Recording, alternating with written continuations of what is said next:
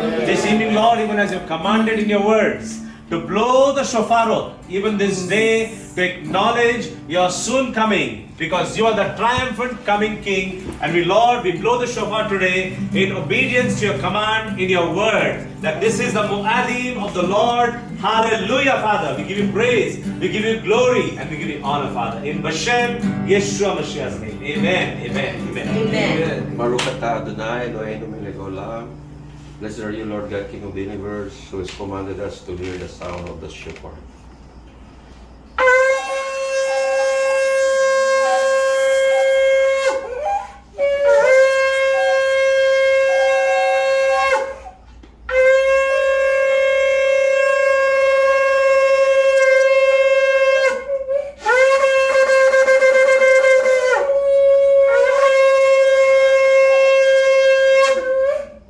Hallelujah, amen.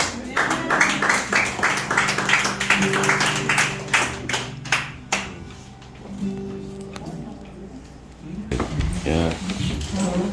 So, good evening po. I'm privileged to be able to share with you the meaning of the feast. And as we sing the song kanina, it's actually in Behold, He comes. The trumpet call, that's exactly what it means. There are 7 feasts in the Bible. The Feast of Passover, Feast of Unleavened Bread, Feast of Pentecost, Feast of Trumpets, First Fruits, Feast of First Fruits, the Day of Atonement, and the Feast of Tabernacles. So we are on the first day of the 7th month of the Hebrew Jewish calendar, and this happens to be a new year in Israel. So I think there's an Israel Chamber of Commerce in Lebanon. They're celebrating also. They are also celebrating sigurado yung Jewish community in Manila. But biblically speaking, all these feasts are mag-echoes its fulfillment in Jesus Christ. Diba? The death of Jesus Christ is the Feast of Passover. He was buried on at the Feast of Unleavened Bread. He resurrected from the dead after 3 days and 3 nights on the Feast of First Fruits. Then he fulfilled he gave the Holy Spirit after on Pentecost. Ecclesia. Then there was a brief pause because he went up to heaven and he promised to come again. And in Matthew 24 it says, at the sound of the trumpet, he will come again. Amen. So there are many meanings. Madami pong meanings sa sound of the trumpet. Primarily, it is in the Jewish tradition.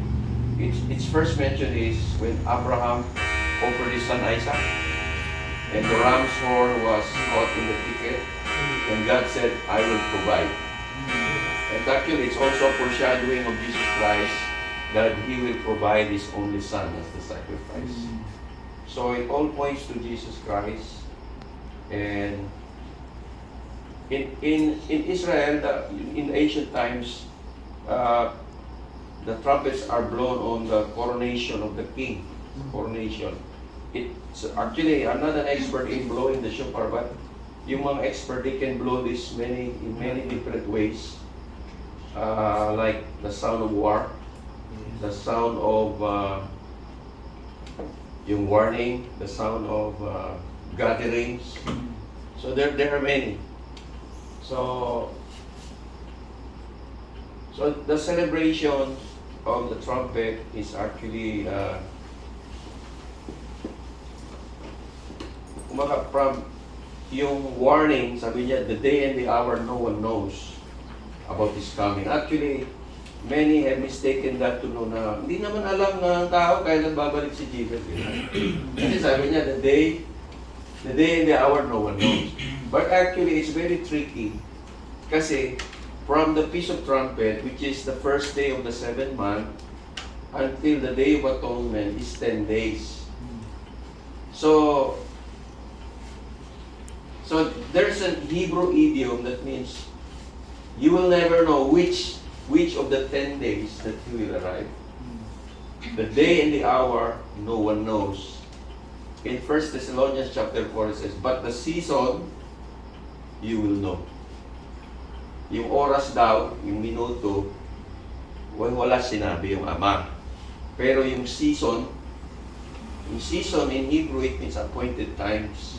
It means He will come again exactly on the feast, on one of the feast days. And we can, kumbaga, be sure that He will return on the Feast of Trumpet.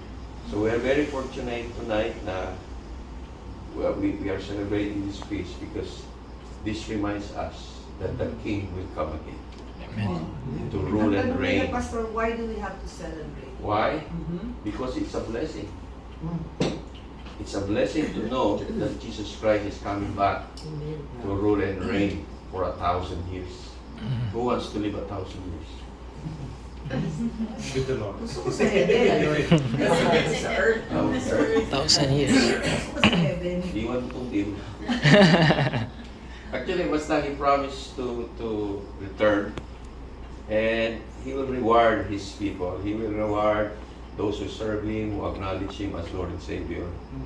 That's why 10 days from now is what you call the National Day of Repentance naman, where all Israel fast and pray. And after that, 5 days from that, 15 days from now, is the Feast of Tabernacle. So yung first coming ni Jesus, na-fulfill niya na. Feast of Passover, yung Holy Week. He rise again, He resurrected from the dead. On His second coming, there will be a second resurrection from the dead. Those who are alive with Him will no longer die. Then, the bad news is, the Day of Atonement is the Judgment Day. That's the Judgment Day. Then, yung Tabernacle naman, future fulfillment also, that God wants to dwell here on earth, on the Feast of Tabernacle. So I think Sister Beth is intending to celebrate it. God willing. So that's the feast in a nutshell, in short. But there are more levels on it, but maybe next This time. is the Reader's Digest version.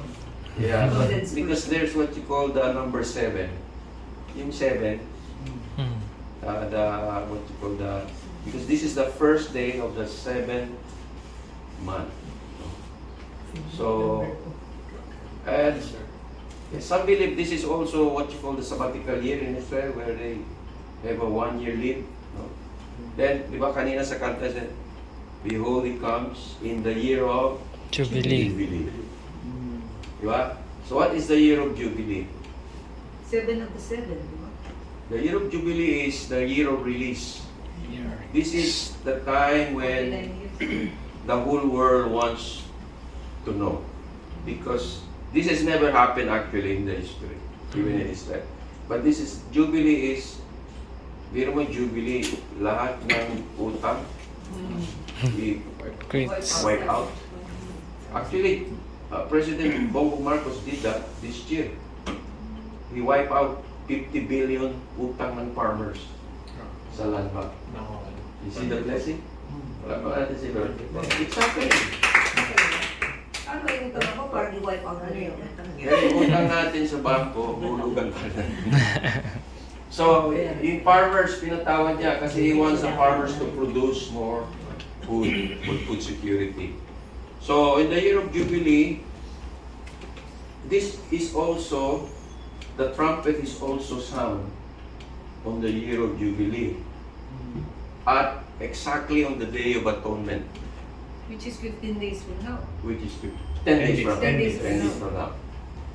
So the same trumpet is going to sound. So I think it's going to be a very loud trumpet when the Lord returns. No? So, but the message is actually redemption, restoration, the restoration of all things, forgiveness of debts, forgiveness of sins, yung kumbaga kumbaga harmony ng lahat ng human race regardless of